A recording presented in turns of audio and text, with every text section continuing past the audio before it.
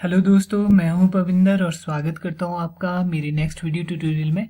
दोस्तों, last video में हमने यूआरएल एनकोडिंग के बारे में सीखा था कि काफ़ी चीज़ें ऐसी होती हैं, काफ़ी कैरेक्टर्स ऐसे होते हैं जिनका आपको ध्यान रखना होता है जब आप as a URL parameter pass करते हो, क्योंकि कुछ रिजर्व कैरेक्टर होते हैं जिनका मीनिंग स्पेशल होता है यूआरएल के अंदर। तो उनको किस तरह से स्किप किया जाए, उनको किस तरह से हैंडल किया जाए, वो हमने सीखा था।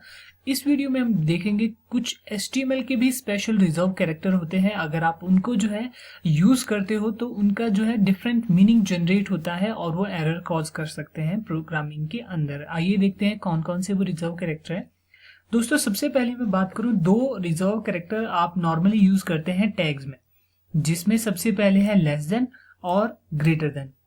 लेस देन वाला साइन ये यहां से बताता है कि ये HTML, यहां से HTML का टैग शुरू हो रहा है, और ग्रेटर देन का साइन ये बताता है कि यहाँ पे आपका टैग जो है बंद हो रहा है।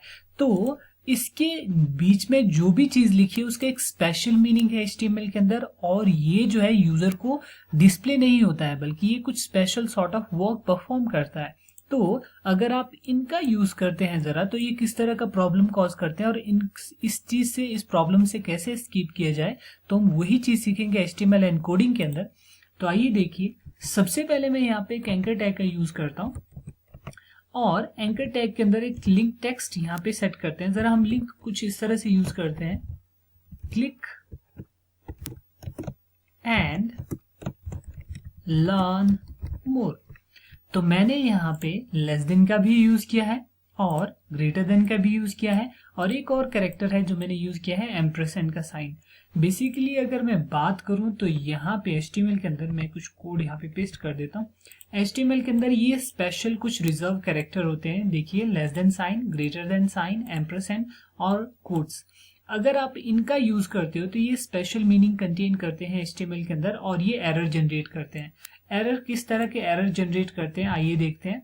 मैं सेव करता हूं और इस जरा ये जो हमने लिंक बनाया है इसको मैं आउटपुट करता हूं जरा ब्राउजर में, रिफ्रेश करता हूं। ये देखिए, सिर्फ एंड लर्न मोर यही चीज एज एन आउटपुट आ रही है, क्योंकि यहाँ पे मैंने लेस देन का साइन शुरू किया और यहाँ पे ग्रेटर देन का साइन।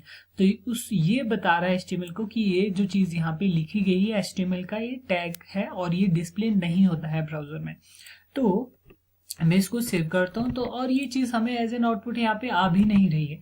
तो अगर आप जो है PHP के थ्रू यही काम करते हैं तो PHP के थ्रू हम ये कैसे कर सकते हैं, जरा मैं इस लिंक को PHP के थ्रू प्रोवाइड करता हूँ। तो opening PHP tag and closing PHP tag, और यहाँ पे हम एक वेरिएबल लेते हैं लिंक टेक्स्ट के नाम से, और इक्वल्स टू, अब इसको ये जो हमने टेक्स्ट यहाँ पे HTML के अंदर यूज किया है, मैं इसको जरा PHP के अंदर इसको असाइन करता हूँ और सेव करता हूँ। अब इंस्टेड जैसे हमने यहाँ पे यूज किया, PHP का यूज करके ये वेरिएबल जो है इसको एको करवाते हैं जो हमारे पास टेक्स्ट कंटेन करता है, एको लिंक टेक्स्ट, और सेव करते हैं। मैंने यहाँ पे कुछ भी डिफरेंट नहीं किया है, मैं फिर रिफ्रेश करता हूँ, फिर हमें कुछ भी नहीं आ रहा है। तो इसी चीज से बचने के लिए हमारे पास एक फंक्शन होता है HTML के अंदर जिसका नाम है HTML स्पेशल चार। HTML के अंदर ये जो स्पेशल चार फंक्शन है, ये जितने भी रिजर्व कैरेक्टर है उनके HTML इक्विवेलेंट में वो कन्वर्ट कर देता है। जैसे लेस देन का साइन, ये सबसे पहले जितने भी HTML इक्विवेलेंट एंटिटी होते हैं वो एम्परसेंड और सेमीकोलन के साथ यूज किए जाते हैं, और बीच में एक शॉर्ट एब्रीविएशन यूज की जाती है, जैसे लेस देन के लिए LT और ग्रेटर देन के लिए GT, एम्परसेंड। इस तरह से ये जो है डिफरेंट एब्रीविएशन का यूज करता है और उनके HTML इक्वलिटी इक्वल जो फॉर्म है उसमें कन्वर्ट कर देता है और हमें वापस जो एक्चुअल HTML है वो रिप्रेजेंट करता है। तो ऐसे ही मैंने ये जो कैरेक्टर यूज किए हैं अभी ये नॉर्मली नजर आ रहे हैं। अब इंस्टेड में सिंपली उसको डिस्प्ले करवाने के बजाय मैं यहाँ पे यूज करता हूँ HTML स्पेशल चार्ज, और इस टेक्स्ट को इस फंक्शन के अंदर रैपअप करता हूँ और सेव करता हूँ।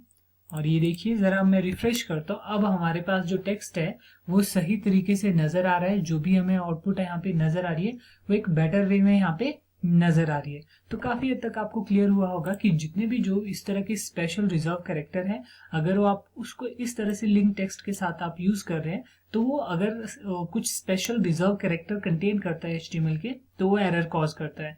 तो इसलिए आप इसको HTML स्पेशल चार फंक्शन के अंदर आप जो है रैपअप करोगे, जो उसको जैसे मैंने यहाँ पे एक एग्जांपल दिया उसके HTML इक्विवेलेंट फॉर्म में कन्वर्ट कर देता है और हमें सही HTML जो टेक्स्ट हमें वो एज एन आउटपुट हमें मिल जाता है। अच्छा, अब एक बात करूं मैं यहाँ पे, तो ये जो HTML स्पेशल चार फंक्शन है कि ये इन्हीं चार एंटिटीज का ध्यान रखता है, लेकिन HTML के अंदर बाकी भी काफी सारे कैरेक्टर्स होते हैं जिनका जो है ध्यान रखना पड़ता है। तो ऐसे कौन कौन से, जरा मैं उनके बारे में भी बात करता हूँ। पहले मैं कुछ टेक्स्ट यहाँ पे कॉपी करता हूँ। ओके, तो ये मैंने कुछ टेक्स्ट यहाँ पे पेस्ट किया है जिसमें कुछ special foreign currency symbol, copyright का सिंबल, ट्रेडमार्क सिंबल, तो ये सारे कुछ करेक्टर्स हैं जो मैंने यहाँ पे यूज किए हैं। अगर मैं इनको जो है एज एन आउटपुट यहाँ पे डिस्प्ले करवाता हूँ तो जरा देखते हैं हमें क्या मिलता है आउटपुट। तो मैं एको करता हूँ वेरिएबल टेक्स्ट और सेव करते हैं। यहाँ पे br टैग का यूज करता हूँ ताकि टेक्स्ट हमें न्यू लाइन में आए, और जरा मैं रिफ्रेश करता हूँ। ये देखिए हमें जो कुछ गार्बेज कैरेक्टर जो है सामने आ रहे हैं, जो हमें सही टेक्स्ट जो है एज एन आउटपुट नहीं दे रहा है। तो अगर इस तरह के कैरेक्टर्स आप यूज करते हो तो इसके लिए जो है HTML का एक दूसरा फंक्शन है जो सिर्फ इन्हीं ये जो चार मैंने यहाँ पे कैरेक्टर्स बताए, केवल इनका ही नहीं बल्कि बहुत सारे जो भी HTML स्पेशल रिजर्व कैरेक्टर हैं उन सभी का ध्यान रखता है। तो इसमें है आपके पास फंक्शन HTML एंटिटीज, ये फंक्शन है जो यूज किया जाता है। मैं रैपअप करूंगा इस टेक्स्ट को और सेव करता हूँ। अब जरा ब्राउजर में जाके इसको रिफ्रेश करता हूँ। अब देखिए हमें जो करेक्टर यूज किया था वो सही तरीके से हमारे पास एज एन आउटपुट रिप्रेजेंट हो रहा है। तो ये दो फंक्शंस है जो बहुत यूजफुल रहता है। एक चीज मैं यहाँ पे आपको बताना चाहता हूँ, अगर आप जो है सिर्फ उसको एज ए लिंक टेक्स्ट आप प्रोवाइड कर रहे हैं URL के अंदर, तब आप इस HTML स्पेशल चार फंक्शंस का यूज कर सकते हैं। लेकिन अगर आप जो है टेक्स्ट या सेंटेंस या पैराग्राफ जो यूज कर रहे हैं तो उसमें अगर कुछ इस तरह के रिजर्व कैरेक्टर यूज कर रहे हैं तो आप मोस्ट प्रोबेबली HTML एंटिटीज इस फंक्शन का यूज कर सकते हैं। होप आपको काफी हद तक क्लियर हुआ होगा कि HTML स्पेशल चार्ज और HTML स्पेशल एंटिटीज ये जो फंक्शंस हैं ये किस तरह से वर्क करते हैं। तो इस तरह से आप जो है HTML के जितने भी रिजर्व कैरेक्टर उनको एस्केप कर सकते हैं और उनके HTML इक्विवेलेंट फॉर्म में कन्वर्ट कर सकते हैं। होप आपको काफी हद तक क्लियर हुआ होगा। कोई भी परेशानी दिक्कत हो जरूर कमेंट कीजिए और मेरे चैनल को सब्सक्राइब करना ना भूलिए। धन्यवाद।